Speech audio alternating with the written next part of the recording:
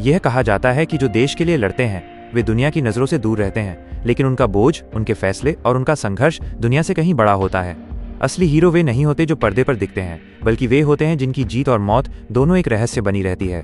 आज की कहानी एक ऐसे ही शैडो वॉरियर के बारे में है, एक ऐसा चैंपियन जो अपने नाम से नहीं बल्कि अपने काम से जाना जाता है। जब साजिशें गहरी हों, जब दुश्मन अपना चेहरा बदल ले, जब भरोसा सबसे बड़ा हथियार और सबसे बड़ा खतरा दोनों हो, तब केवल एक ही मिशन बचता है, किसी भी कीमत पर देश को बचाना।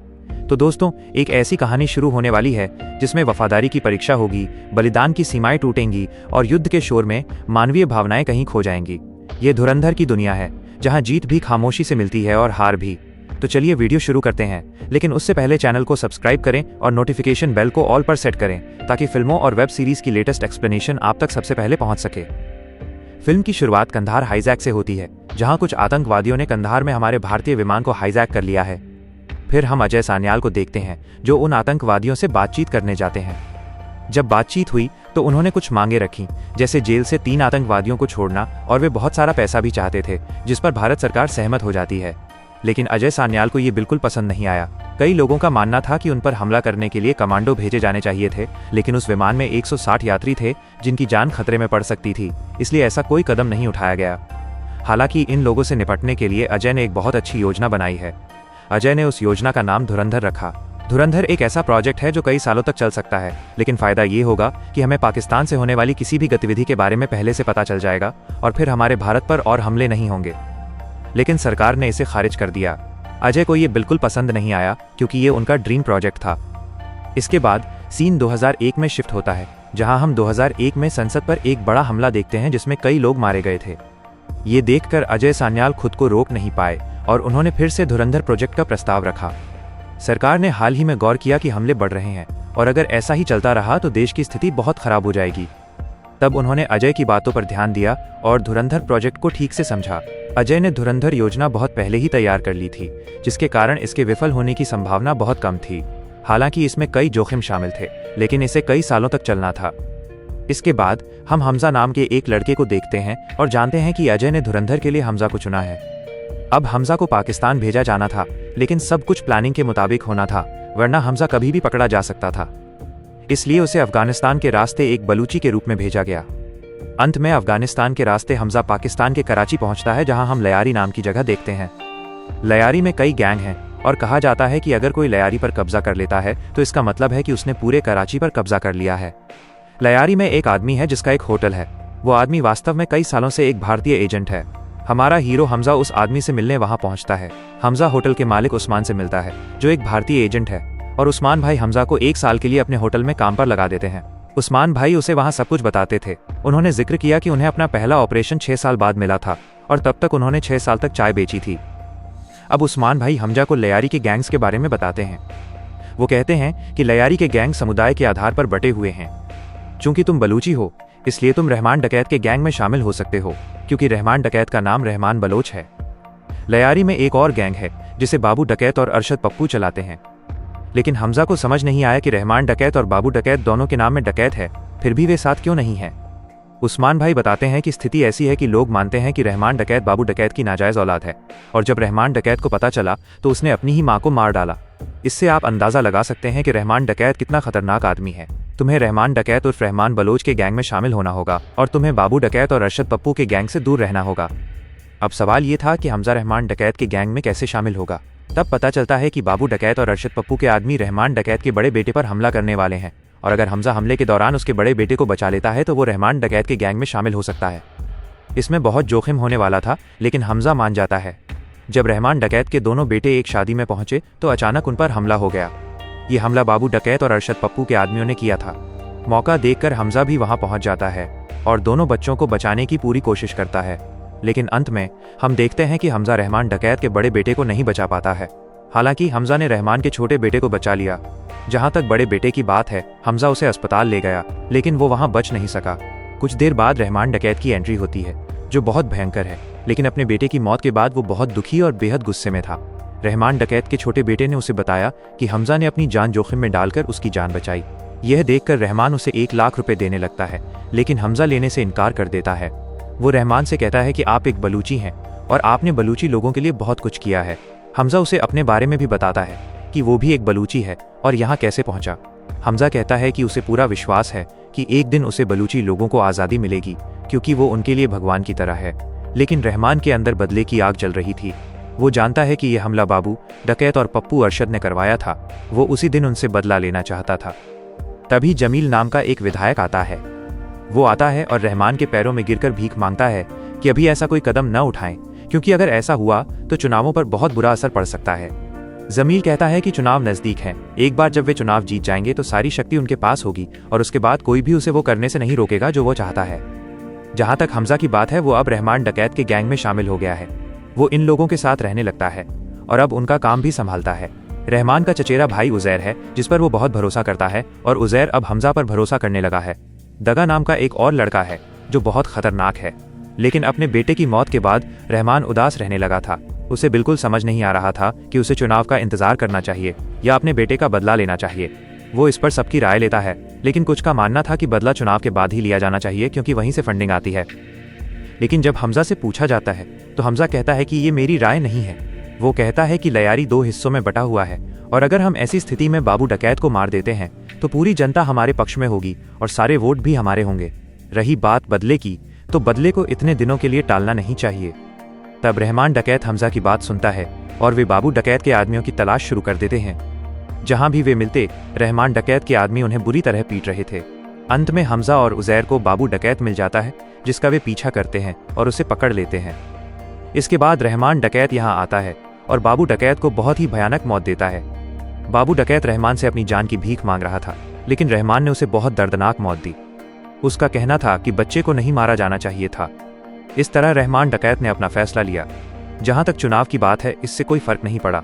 और हमजा की बात करें तो हमजा अब उनके और भी करीब था। वो अब सब कुछ पता लगा रहा था। गैंग में जो कुछ भी होता था, हमजा को अब सब पता होता था। सीधी सी बात है कि अब वे हमजा पर पूरा भरोसा करते थे और उज़ैर और हमजा बहुत अच्छे दोस्त बन गए थे। अब वो समय आता है जब चुनाव पूरे हो जाते हैं और नतीजे आ जाते हैं, जहां हमें पता चलता है कि जमील 3 लाख वोटों से जीत गया है, जिसकी वजह से जश्न मनाया जा रहा है। थोड़ी देर बाद रहमान डकैत आता है। उसे देखकर जमील समझ जाता है कि उसे ये जीत केवल रहमान डकैत की वजह से मिली है, क्योंकि जनता रहमान डकैत को बहुत प्यार करती है और उसकी हर बात मानती है। यहीं पर हम जमील की बेटी अलीना को देखते हैं, जो डॉक्टर बनने की पढ़ाई कर रही है, और यहीं पर हमजा ने पहली बार अलीना को देखा। किसी तरह दोनों को पहली नज़र में ही एक दूसरे पसंद आ गए। अब इसी जगह पर रहमान डकैत खनानी भाइयों से मिलता है, जो बहुत अमीर हैं। वे रहमान डकैत से कहते हैं कि हम जानते हैं कि पूरा लयारी आपके नियंत्रण में है और अगर हम यहाँ व्यापार शुरू करते हैं तो इससे आपको भी बहुत फायदा हो सकता है। हम ये भी चाहते हैं कि आपकी एक अलग पार्टी हो, ताकि आपकी राजनीति हमेशा ऐसी ही बनी रहे। अब क्योंकि खनानी भाई बहुत अमीर थे, रहमान डकैत को उनसे मिलना ही था।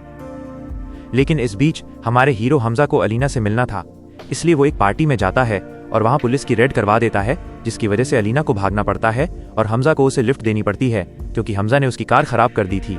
लेकिन अब पुलिस लोगों के पीछे थी, लेकिन हमजा अपनी हीरोपंती दिखाता है और उसे दूर ले जाता है। इसी बहाने वे बहुत अच्छे दोस्त बन जाते हैं और किसी तरह वे अब एक दूसरे को पसंद करने लगते हैं। कुछ दिनों बाद रहमान डकैत खनानी भाइयों से मिलने पहुंचता है, लेकिन वहां पहुंचने के बाद रहमान डकैत ISI प्रमुख मेजर इकबाल से मिलता है, जो किसी भी कीमत पर भारत को खत्म करना चाहता है। वो यहाँ एक बहुत बड़ी डील लेकर आया था। मेजर इकबाल कहता है कि उसे बहुत सारे हथियारों की जरूरत है, बदले में उसे जितना चाहे उतना पैसा मिलेगा, लेकिन उन हथियारों पर अमेरिकी या रूसी मार्किंग होनी चाहिए, ताकि अगर कोई समस्या हो तो पाकिस्तान के लोग मुसीबत में न पड़ें। मेजर इकबाल अच्छी तरह जानता है कि ये काम रहमान डकैत अकेले नहीं कर सकता, क्योंकि वो जानता है कि रहमान डकैत का गैंग नकली हथियार बनाता है। उन्हें बलूची लोगों से असली हथियार मिलने वाले थे, लेकिन मेजर इकबाल अकेले उनके साथ ये डील नहीं कर सकता, क्योंकि बलूच और ISI की बिल्कुल नहीं पटती। उनके और उनके लोगों के बीच मुठभेड़ होती रहती है और उनके लोग मारे जाते हैं। इसलिए मेजर इकबाल चाहता है कि रहमान डकैत बलूची लोगों के साथ डील करे, क्योंकि अगर रहमान डकैत उनसे हथियार मांगेगा तो वे अपना दिल भी निकाल कर रख देंगे। लेकिन रहमान डकैत अपने लोगों को बिल्कुल भी धोखा नहीं देना चाहता, क्योंकि रहमान डकैत भी एक बलूची है। लेकिन यहाँ रहमान डकैत को लालच आ जाता है, अगर उसे कराची पर राज करना है तो उसे अपने लोगों को धोखा देना ही होगा। दूसरी ओर विधायक जमील तक खबर पहुंचती है कि रहमान डकैत अपनी नई पार्टी की घोषणा करने जा रहा है, और अगर ऐसा हुआ तो जमील के हाथों से सत्ता छिन सकती है और उसके पास कोई शक्ति नहीं बचेगी। इसलिए जमील को कुछ करना था। वो फैसला करता है कि अगर किसी राक्षस को मारना है तो हमें एक शैतान को लाना होगा। उस शैतान का नाम था SP चौधरी असलम, जो 7 साल से सस्पेंड है। उसे 7 साल पहले खुद विधायक जमील ने सस्पेंड किया था और अब जमील ही उसे दोबारा ज्वाइन करवा रहा है। जहां तक SP चौधरी असलम की बात है, वो बहुत क्रूर और बहुत घातक और खतरनाक है। वो किसी से नहीं डरता। दूसरी ओर हम रहमान डकैत को शिरीन से मिलने बलूचिस्तान पहुंचते हुए देखते हैं, क्योंकि वो वहां हथियारों की डील करने जा रहा था। वह उनसे मिलता है और रहमान डकैत का वहां बहुत अच्छा स्वागत किया जाता है। जब रहमान डकैत उनसे हथियार मांगता है तो वे खुशी खुशी हथियार देने को तैयार हो जाते हैं। ये सभी हथियार उन्हें शुक्रवार के आसपास दिए जाने थे और मेजर इकबाल के लोगों को 3 अक्टूबर के आसपास भारत पर हमला करना था। अब एसपी चौधरी असलम जमील के पास आता है। वह उसे बताता है कि आपने मुझे जो काम सौंपा है मैं वो काम नहीं कर सकता, क्योंकि आपने मुझे पूरे लयारी को साफ करने और उसे पूरी तरह से स्वच्छ बनाने का काम सौंपा है। लेकिन ये संभव नहीं है, क्योंकि लयारी के सभी पुलिसकर्मी रहमान डकैत के नियंत्रण में हैं। अगर रहमान डकैत उन्हें अपनी जान देने के लिए कहे तो वे बिना सोचे अपनी जान दे देंगे। तो अगर रहमान डकैत ने उनसे मेरी जान लेने के लिए कहा तो उनके लिए ये कितना आसान होगा। इसलिए अगर मैं लयारी जाता हूँ तो मुझे एक अलग लयारी टास्क फोर्स की ज़रूरत है, जिसके बारे में किसी को कोई खबर नहीं होगी। यहाँ तक कि किसी को इसके मुख्यालय के बारे में भी पता नहीं होगा। मुझे किसी को ये बताने की ज़रूरत नहीं होगी कि मैं क्या कर रहा हूँ, आपको भी नहीं। और अगर ऐसा होता है तो वो पूरे लयारी को साफ कर देगा। विधायक जमील इस पर सहमत हो जाता है। दूसरी ओर हम देखते हैं कि सारी खबरें अजय सान्याल तक पहुंच रही थीं और हाल ही में एक बहुत बड़ी खबर उन तक पहुंची। मामला ये है कि नकली नोटों की प्लेटें खनानी भाइयों तक पहुंच गई हैं और अब वे 500 और 1000 के नकली नोट बना सकते हैं। उन्हें ये प्लेट दुबई से मिली, क्योंकि भारत के ही कुछ मंत्रियों ने ये प्लेट खनानी भाइयों को बेच दी थी। साथ ही वे 3 अक्टूबर के हमले के बारे में अच्छी तरह जानते थे कि ये हमला नाव से यानी समुद्र के रास्ते होने वाला था और वे या तो गुजरात या पंजाब या मुंबई आने वाले थे। आगे हम देखते हैं कि हमजा और उजैर मेजर इकबाल को हथियारों की डिलीवरी देने जाते हैं। रहमान डकैत को भी उनके साथ जाना था, लेकिन अचानक उसके बेटे के पेट में दर्द होने लगा, इसलिए वो अस्पताल जाने लगा।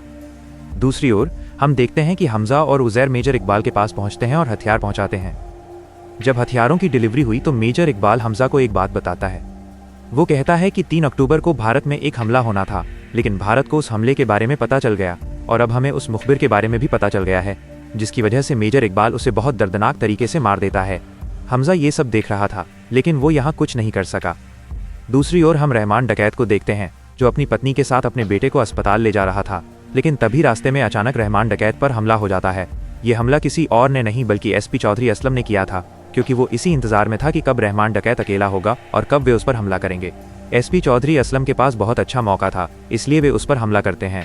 सबको मारने के बाद रहमान डकैत अपने बच्चे और अपनी पत्नी के साथ मौजूद था। अगर उसने आत्मसमर्पण नहीं किया तो उसका पूरा परिवार मारा जाएगा, इसलिए रहमान डकैत को यहाँ सरेंडर करना पड़ा।